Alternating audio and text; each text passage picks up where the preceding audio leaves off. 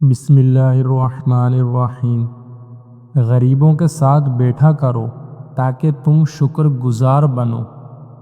مانگی ہوئی محبت زہر سے بھی زیادہ بدترین ہوتی ہے۔ جن کا دل صاف ہوتا ہے وہ اکثر ٹھکرا دیے جاتے ہیں۔ دو گھونٹ اللہ کو بہت پسند ہے، ایک غصے کا، دوسرا صبر کا۔ رشتے کمزور ہونے کی ایک بڑی وجہ یہ ہے کہ ہم رشتوں کو نبھاتے کم اور آزماتے زیادہ ہیں۔ آپ کا خوش رہنا ہی آپ کا برا چاہنے والوں کے لیے سب سے بڑی سزا ہے۔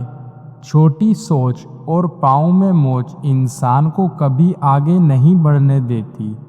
لوگوں سے انتقام مت لیا کرو، خراب پھل خود ہی درخت سے گر جایا کرتا ہے۔ توبہ کرنے والوں کی صحبت میں بیٹھا کرو کیونکہ وہ سب سے زیادہ نرم دل ہوتے ہیں۔ اے میرے اللہ، مجھے ہر اس چیز سے دور کر دے جو مجھے تجھ سے دور کرتی ہے۔ اللہ تعالی ہماری ان دعاؤں کو بھی سن لیتا ہے جن کو ہم لفظوں میں نہیں ڈھال سکتے۔ جو شخص تمہارا غصہ برداشت کرے اور ثابت قدم رہے تو وہ تمہارا سچا دوست ہے۔ نہ جانے کون سی سازشوں کا ہم شکار ہو گئے، جتنے صاف دل تھے اتنے داغدار ہو گئے۔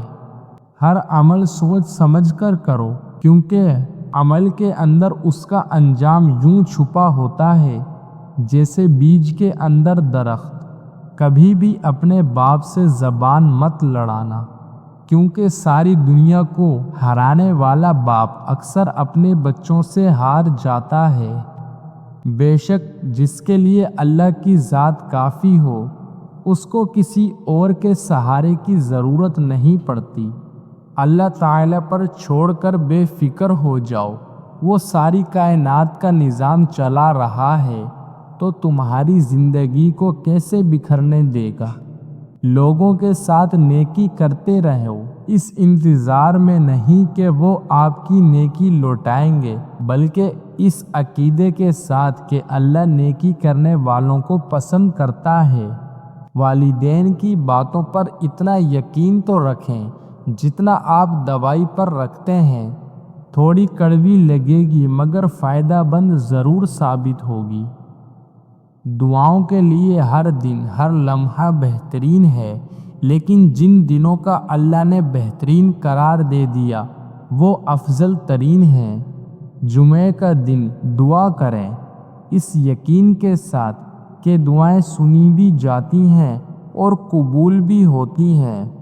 دکھ ختم نہیں ہوتے لیکن انسان ان کو سہتا سہتا تھک جاتا ہے، چپ ہو جاتا ہے، اتنا چپ کہ بعض لوگ مردہ سمجھ کر ٹھوکر لگاتے ہوئے گزر جاتے ہیں۔ بعض لوگوں کی زندگی آپ کے لیے اہم ہوتی ہے، ان کے بغیر رہا جا سکتا ہے، مگر بعض لوگ آپ کی زندگی ہوتے ہیں، ان کے بغیر صرف مرا جا سکتا ہے۔ ٹوٹی ہوئی چیزیں ہمیشہ پریشان کرتی ہیں جیسے دل، نیند، بھروسہ اور سب سے زیادہ کسی سے لگی ہوئی امید۔